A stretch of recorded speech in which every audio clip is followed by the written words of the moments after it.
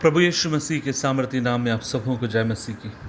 आज के मनन का भाग हमने लिया है जो आपको मुझे मिलता है मरकुस रचित सुसमाचार अध्याय 16 उसकी 7 आयत लिखा है, परंतु तुम जाओ और उसके चेलों और पतरस से कहो कि वह तुमसे पहले गलील को जाएगा, जैसे उसने तुमसे कहा था तुम वहीं उसे देखोगे।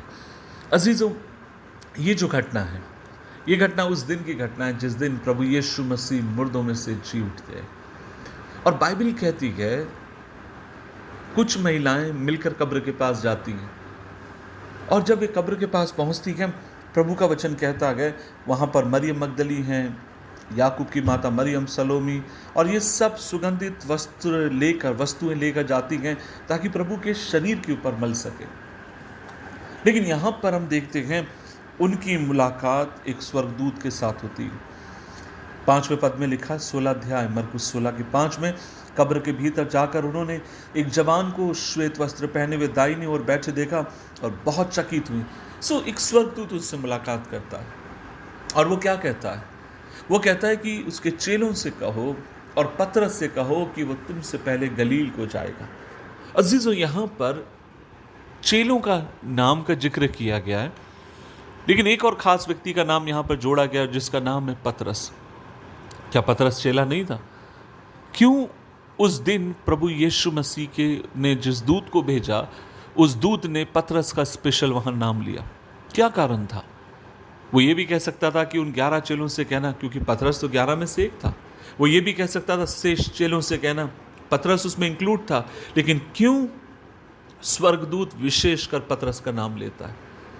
अजीजों, पतरस का विशेषकर नाम इसलिए लिया जाता है क्योंकि अगर इस नाम को, इस घटना को आपको मुझे समझना है तो आपको मुझे पीछे लौट कर जाने की, देखने की जरूरत है। जिस रात प्रभु यीशु मसीह पकड़वाए जाने वाले थे, यीशु ने क्या कहा? यीशु ने कहा कि देखो, समय आ गया है कि मैं पकड़वाए जाने वाला हूं और सब मुझे छोड़कर भाग जाएंगे। और तब पतरस क्या कहता है? प्रभु सब छोड़ दे, लेकिन तब भी मैं तुझे छोड़कर नहीं जाऊंगा। और तब प्रभु कहते हैं, मैं तुझसे कहता हूं पतरस, मुर्गा बांग देगा और तू मेरा इनकार करेगा। पतरस कहता है, नहीं प्रभु, सब छोड़ देंगे, धोखा दे देंगे, मैं नहीं करूंगा। और फिर आप और मैं देखते हैं पतरस को प्रभु यीशु मसीह का 3 बार इनकार करते हुए। एक वचन जो मुझे बहुत पसंद है, लिखा है जब पतरस यीशु मसीह के पीछे पीछे जा रहा था, जब यीशु को पकड़ लिया गया है, वो पीछे पीछे जा रहा था और तब पतरस यीशु का इनकार करता और मुर्गा बांग देता, और प्रभु ने पलट कर पतरस को देखा। और जब प्रभु ने पतरस को पलट कर देखा, बाइबल कहती है उस बात को देखकर पतरस जोर जोर से रोने लगे। वास्तव में अगर मैं आपसे कहना चाहता हूं, उस समय प्रभु यीशु मसीह के 11 चेले, क्योंकि एक तो अपने आप को फांसी पर चढ़ा चुका है, उन 11 में से सबसे अगर टूटा हुआ कोई व्यक्ति था, पतरस था, क्योंकि उसने यीशु का इनकार किया।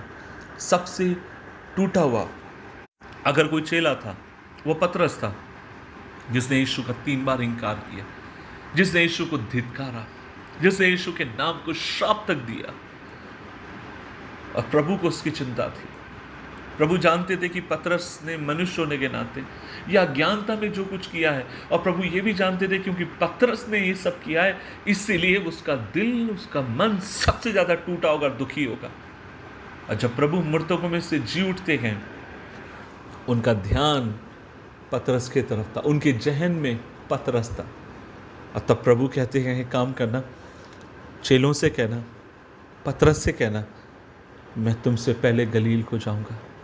आज मैं आपसे क्या कहना चाहता हूं, हो सकता है अज्ञानता में या जानबूझकर हमने प्रभु के नाम को दोष पहुंचाया, प्रभु के नाम को हमने ठेस पहुंचाई। हो सकता है आपने प्रभु के नाम के ऊपर निंदा तक आप लेकर आए, श्राप तक आपने दिया होगा, और आपको लगता है कि अब प्रभु आपसे प्यार नहीं करता है।